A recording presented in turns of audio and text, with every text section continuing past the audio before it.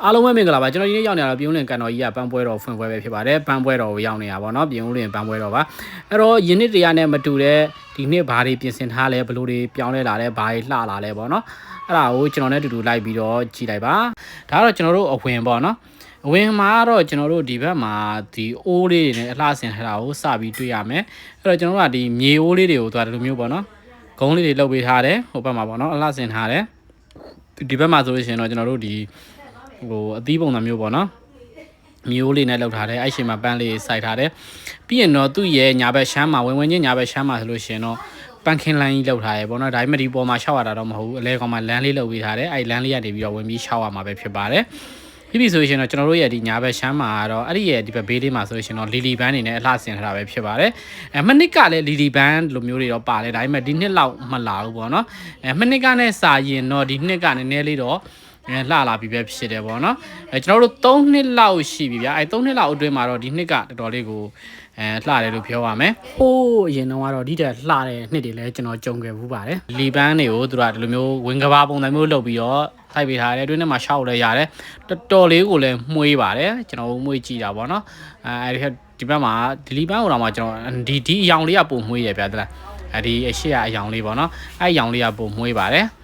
ကျွန်တော်စိတ်ထင်တာလားဒါကျွန်တော်တိတ်ပြီးမပြောတော့ဘူးပေါ့နော်အဲ့တော့ okay အဲ့တော့ကျွန်တော်တို့ဒီထဲမှာဓာတ်ပုံတွေရိုက်မယ်ဗီဒီယိုတွေရိုက်မယ် TikTok တွေဆော့မယ်ပတ်သွားမယ်ဆိုလို့ရှိရင်မိုက်ပါတယ်အဲ့ရဲ့အနံလေးကိုလည်းကျွန်တော်တော်တော်လေးကိုကြိုက်ပါတယ်သူကတခြားဘန်းတွေနဲ့မတူတာတော့ကျွန်တော်တခြားဘန်းတွေကိုလည်းလိုက်ပြီးနန်းကြည့်ရရှင်မယ်ဒီဘန်းကတော့အနံမရှိဘူးဗျာသိပြီးတော့အဲ့ဒါဒီဘက်ကကြောဘန်းတော့မသိဘူးဒီကောင်ကဘလို့အဆုပ်တွေပွင့်တာဗျာလုံးလေးတွေသိရမှာတော်တော်လေးကိုလှတယ်ငါဒါလေးကကြောဒီကောင်လေးတွေလည်းသူကဝေကဘာပုံစံမျိုးလေးတော့စိုက်ပေးထားတယ်ပတ်သွားမယ်ဓာတ်ပုံတွေရိုက်မယ်ဗီဒီယိုတွေရိုက်မယ်ဆိုလို့ရှိရင်တော့မိုက်ပါတယ်โอเคအဲ့တော့ကျွန်တော်တို့ဆက်ပြီးတော့သွားကြည့်လိုက်အောင်ဆောနာကဒါကျွန်တော်တို့အဝင်ပေါက်က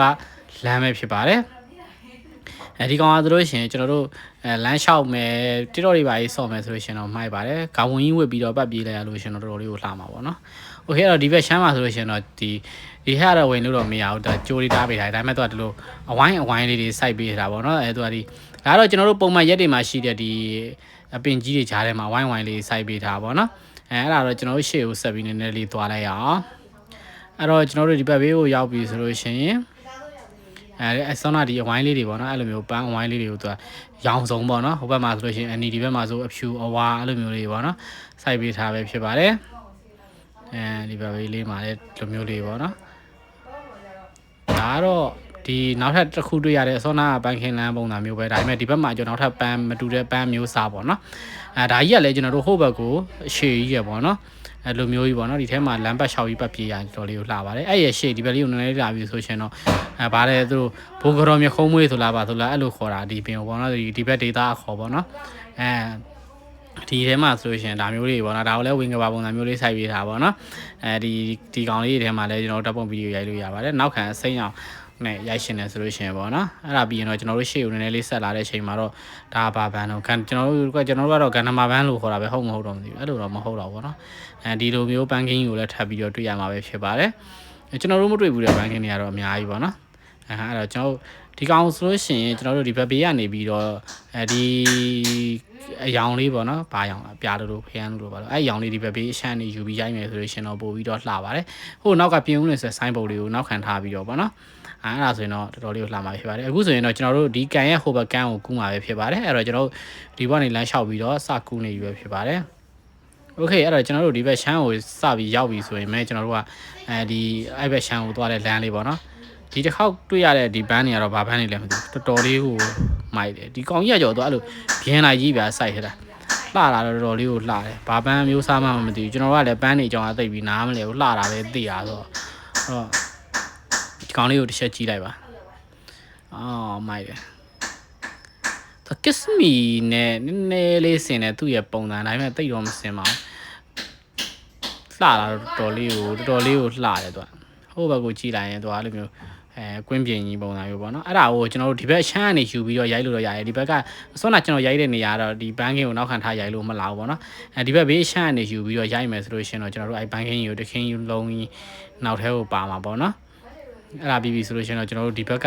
ဒီကကော်ဖီပန်းကော်ဖီလိုမျိုးပုံစံနေနဲ့ဘာကြီးတော့မသိဘူးအဲ့ဘက်ကိုဆက်ပြီးတော့သွားလို့လည်းရမယ်โอเคအဲ့တော့ကျွန်တော်တို့ဒီဘက်ရှမ်းကကျတော့ဒီလိုမျိုးလေးရိုက်မယ်ဆိုလို့ရှင်တော့မိုက်တယ်ပေါ့နော်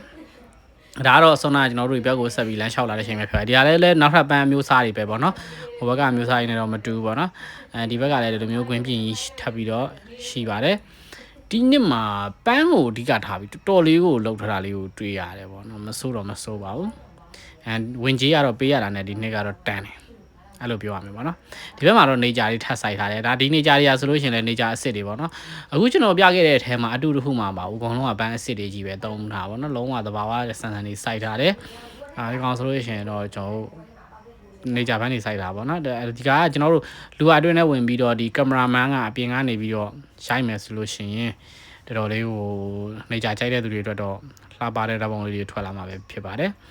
ကျွန်တော်တို့ပေါ့နော်ဒါတော့ကျွန်တော်တို့ဒီအတွင်းထဲမှာပတ်သွားပြီးရိုက်ထားလေးပဲဖြစ်ပါတယ်ဒီမှာဒါအဲ့လိုမျိုး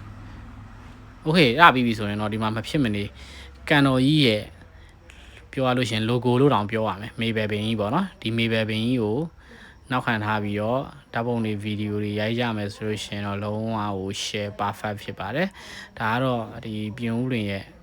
ဒီကန်တော်ကြီးရဲ့ logo ပေါ့နော်အားပြီးပြီဆိုရင်တော့ဒီဘက်မှာတော့ကျွန်တော်တို့ဈေးတန်းလေးကိုရောက်မှာပဲဖြစ်ပါတယ်ဈေးတန်းလေးကိုတွေ့ပြီဒီမှာဆိုရှင်အဲ့မှာကျွန်တော်တို့စားကျင်တာတွေစားလို့ရတယ်ဝယ်ကျင်တာတွေဝယ်လို့ရတယ်ပေါ့နော်အစားအသောက်တွေပါရောင်းတဲ့တန်းပေါ့နော်ဟိုဘက်မှာတော့ကျွန်တော်တို့ဒီ straight ခုံပေါ့နော်ဒီဘက်မှာတော့ကျွန်တော်တို့ဒီအခန်းဖြော်ဖြေးတာဘာညာပေါ့နော်အဲ့ဒါလေးကိုကျွန်တော်တို့မြင်တွေ့ရမှာပဲဖြစ်ပါတယ်ကျွန်တော်တို့သွားတဲ့ချိန်ကတော့ကျွန်တော်ကနည်းနည်းလေးစောတော့သချင်းဆိုနေရပါတော့မရှိဘူး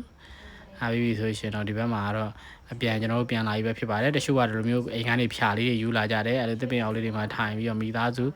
အပန်းဖြေရတယ် relax လုပ်ကြတယ်စကားလေးပြောကြတယ်ဒါပါပဲကျွန်တော်ကတော့ပြန်ပါပြီ